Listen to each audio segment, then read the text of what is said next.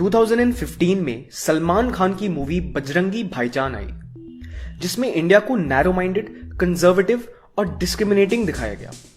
वहीं दूसरी तरफ पाकिस्तान को ओपन माइंडेड और नॉन डिस्क्रिमिनेटिंग दिखाया गया। उस मूवी को देखने के बाद IIM अहमदाबाद के एक प्रोफेसर ने एक रिसर्च टीम तैयार की। उस रिसर्च टीम ने 1950s से लेकर 2010s तक के बॉलीवुड मूवीज का एनालिसिस किया। उस एनालिसिस के कुछ पॉइंट्स ये हैं। 74% of those films presented the Sikh community as laughable. 58% of the corrupt politicians had a Hindu Brahmin last name. 62% of corrupt businessmen had a Vaishya last name. चलो ठीक है, सारे ही कम्युनिटीज को बुरे लाइट में दिखाया, लेकिन नहीं। The hypocritical thing is that 84% of Muslims in the films were shown as strongly religious and honest. और अगर किसी को क्रिमिनल दिखाया भी गया तो ये दिखाया गया कि भाई दिल का सबसे अच्छा है। फिर उस रिसर्च टीम ने ऐसे 20 बॉलीवुड फिल्म्स को एनालाइज किया जो पाकिस्तान में बेस्ड थे, यानी मूवी की सेटिंग पाकिस्तान में थी। In 18 of those 20 films, Pakistan was projected as open-minded, welcoming and courageous. चलो ठीक है, किया, लेकिन उन्हीं मूवीज में इंडियंस को नैरो माइंडेड, अनवेलकमिंग और कंजर्वेटिव दिखाया गया। ये वही बॉलीवुड है जिसमें गुंडे, मवाली और अंडरवर्ल्ड के लोगों को तिलक लगाए हुए दिखाया जाता है। वहीं दूसरी तरफ मास मर्डरर्स और कन्विक्टेड क्रिमिनल्स को ग्लोरीफाई और ग्लैमराइज किया जाता है। अब आप बोलोगे कि क्या यार, मूवीज आर फॉर एंटरटेनमेंट, ज्यादा मत सोचो। जी नहीं। फिर उसी रिसर्च टीम ने स्कूल्स में एक सर्वे कंडक्ट किया और उस सर्वे से ये पता चला कि 94% बच्चे ये मानते हैं कि बॉलीवुड की स्टीरियोटिपिकल रिप्रेजेंटेशन ऑथेंटिक है। उसी रिसर्च ने ये भी बोला कि रीसेंट डेकेड्स में हिंदूज को स्टीरियोटाइप करना और भी ज्यादा बढ़ गया है। अभी रिसेंटली बॉलीवुड में एक टर्म को बहुत ही एफिशिएंसी से मार्केट किया जा रहा है, हिंदू टेरर। अनुराग कश्यप, जिसने सेक्रेड गेम्स में हिंदूज की धज्जियां उड़ाई हैं, उसने इस टर्म को ट्वीट भी किया था in a public display of his Hindu phobia. वहीं दूसरी तरफ बॉलीवुड की सेलिब्रिटी प्रियंका चोपड़ा के प्रोड्यूस्ड शो क्वांटिको में अमेरिका में एक टेरर अटैक के पीछे रुद्राक्ष पहनने वाले हिंदू को दिखाया गया। Quantico was a show specially made for Priyanka Chopra and produced by her, so please it was in her control to say yes or no to that script. Priyanka defamed the very country that gave her all the love and made her famous. Unfortunately, even she turned out to be Hindu-phobic. मैं इन so-called Bollywood celebrities से सिर्फ एक question पूछना चाहता हूँ। Name one terror attack that has been carried out by people of the Hindu community across the globe. सब जानते हैं कि इंडियन कम्युनिटी पूरे ग्लोब में फैली है और इनमें से मेजॉरिटी हिंदूज ही हैं। तो इनसे किसी देश को प्रॉब्लम क्यों नहीं हुई? क्या पेरिस अटैक्स हिंदूज ने करवाए थे? यूरोप में रेप्स और मास शूटिंग्स हिंदूज कर रहे हैं? किस हक से अनुराग कश्यप ये बोल रहा है कि हिंदू टेरर इज इंक्रीजिंग? किस हक से प्रियंका चोपड़ा एक पूरे कम्युनिटी को दोष दे रही है अपने शो में? In fact, when Afghanistan was destroyed by invasions, it was India, a Hindu majority nation, who built a parliament for Afghanistan. And mind you, Afghanistan is a country with 99.7% Muslims. So please don't say India is Islamophobic. Hindus are just against forceful conversions, love jihad and terror, which are not depicted in so-called shitty Bollywood films. You just cannot keep targeting one innocent community just because it is tolerant and stays silent. Yes, rape is horrific and the recent Kathua case is being investigated. लेकिन इन Bollywood actresses को देखो जो play cards लेकर खड़े थे और deliberately Hindustan और देवीस्तान को यूज कर रहे थे, blatantly attacking an entire community for one horrific crime. अब कौन ला रहा है रिलीजन बीच में?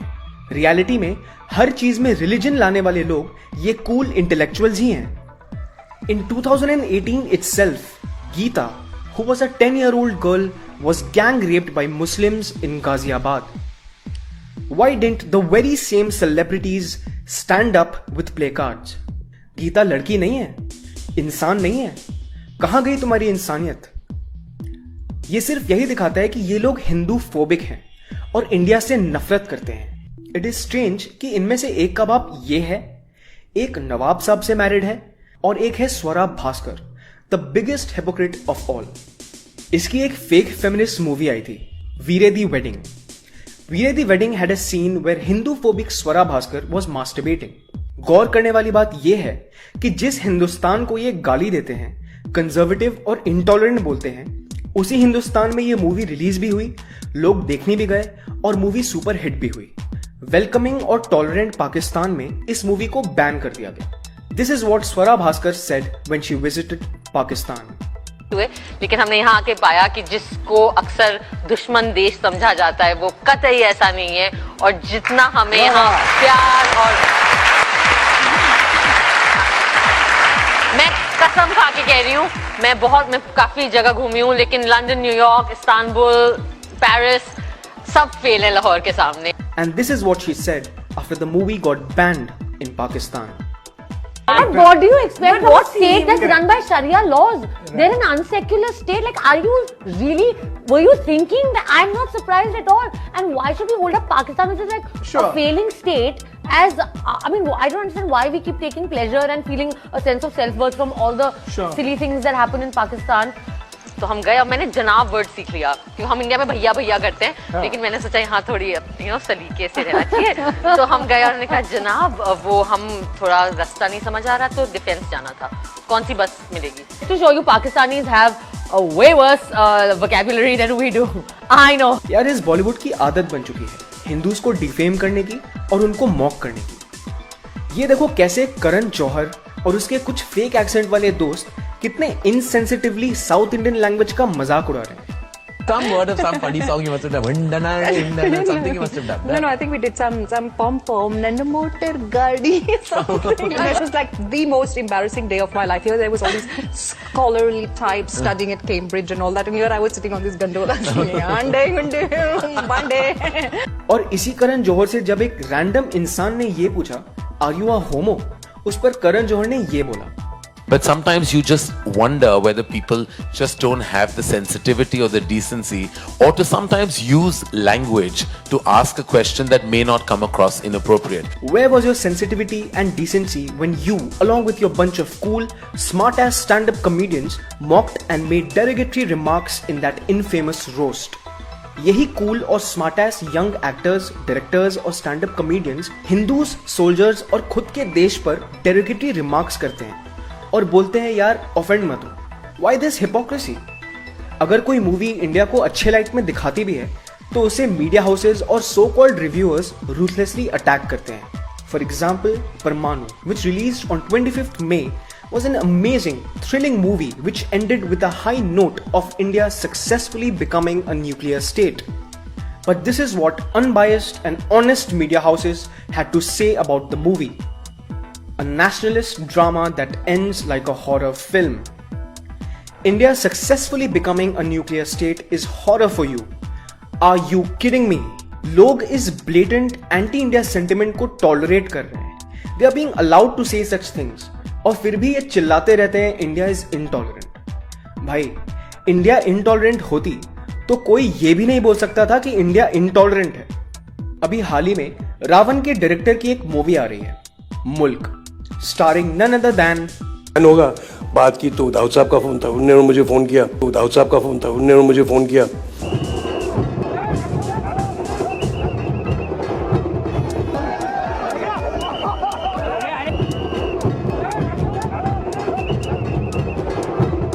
उसके प्रेस कॉन्फ्रेंस में तापसी पन्नू ने ये कहा। डिस्टर्बिंग है, इसलिए मैं बताती हूँ क्यों मैं इसका आंसर देती हूँ। सबसे पहले तो एक अपनी लाइफ से बताना चाहूँगी। My manager is a Muslim.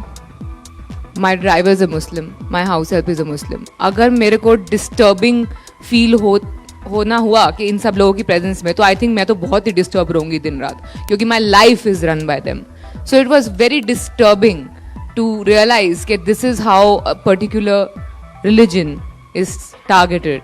So एक तरह से मेरे को disturbing था, क्योंकि ये लोग literally मेरी life का एक मतलब inseparable हिस्सा है। तो मेरे लिए बहुत डिस्टर्बिंग था ये चीज़, इसलिए शायद ये एक बहुत बड़ा रीज़न था मेरा फिल्म करने का। कि अगर किसी को खड़ा होना चाहिए तो शायद I think I would love to take the responsibility. तो ये जो दहशत है, जो डिस्टर्बेंस है जो मेरे दिमाग में थी, ये उसको वेंट आउट करने का तरीका था ये फिल्म करना. सो इतना डिस्टर्बिंग था मेरे लिए. लेकिन तापसी के लिए ये तब डिस्टर्बिंग बिल्कुल भी नहीं था जब हिंदू टेरर को मार्केट किया गया, हिंदुस्तान को रेप से एसोसिएट किया गया. वही हिंदुस्तान जिसकी मेजॉरिटी पॉपुलेशन हिंदू है और जो तापसी के फिल्म्स को देखती है और पैसा और प्यार देती है. और तो और फिल्म के डायरेक्टर ने उसी प्रेस कॉन्फ्रेंस में एक बहुत ही डम्प, इग्नोरेंट और बायस्ड बात बोली. End of the day what I want to say is, so ये 92-93 हो गया, फिर ये सिलसिला खत्म हो गया. 93 में बंबई में बॉम्ब ब्लास्ट हो गए, वो उसका पूरा केस जो चला वो चला, आप देख ही रहे हैं.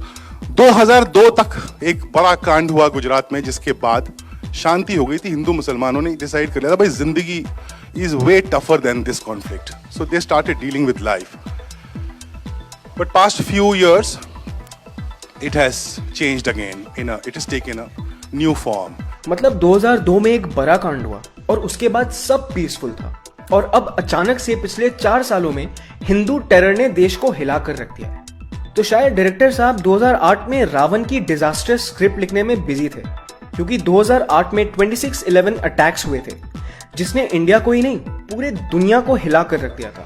उसका क्या डायरेक्टर साहब, जब अटैक्स हुए थे तो हमारी पुलिस और आर्मी वालों ने ही सिविलियंस की जान बचाई थी, टेररिस्ट्स को पकड़ा था, शहीद भी हुए थे.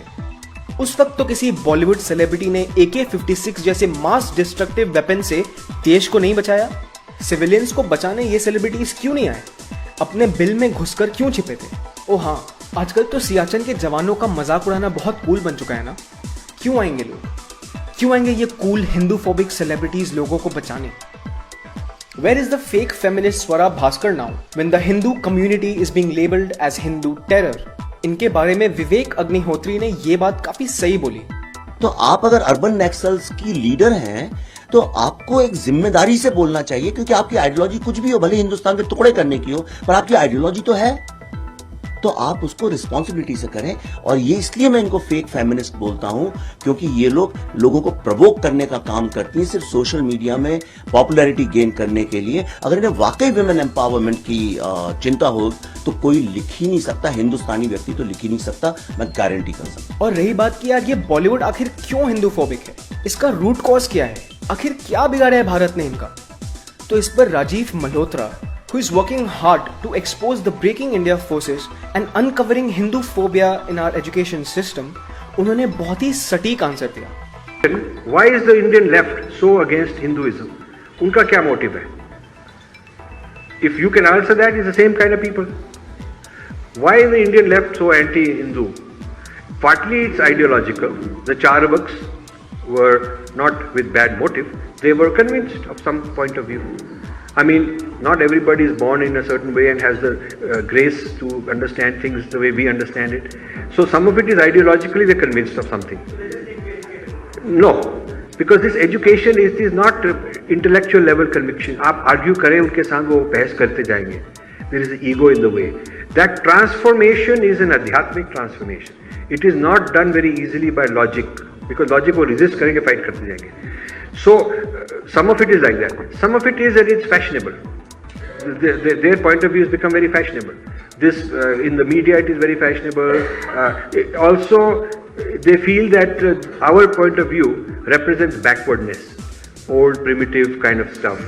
And so there are a lot of factors that have come into play. It has become a very ordinary, normal way of thinking to bash the Vedic system. अब टाइम आ गया है कि ये Bollywood celebrities, stand up comedians और so called intellectuals जो Hindus, soldiers और India को insult करते आ रहे हैं, सुधर जाएं. एक तो ये अपने मूवी और unfunny wannabe American stand up comedy के थ्रू प्रोपेगेंडा फैलाते हैं, उससे करोड़ों कमाते हैं और पब्लिक पागलों की तरह इन्हें भगवान मानती है. India is the youngest country in the world and young minds are very impressionable. Let's fight against this Hindu phobia and boycott these elements from the society who are doing nothing but spreading misinformation, mistruth, causing mass hysteria and misguiding the Indian youth. If you loved this video and found it sensible, share it with as many people as you can to spread awareness about this issue, and subscribe to FMF for more such content ahead.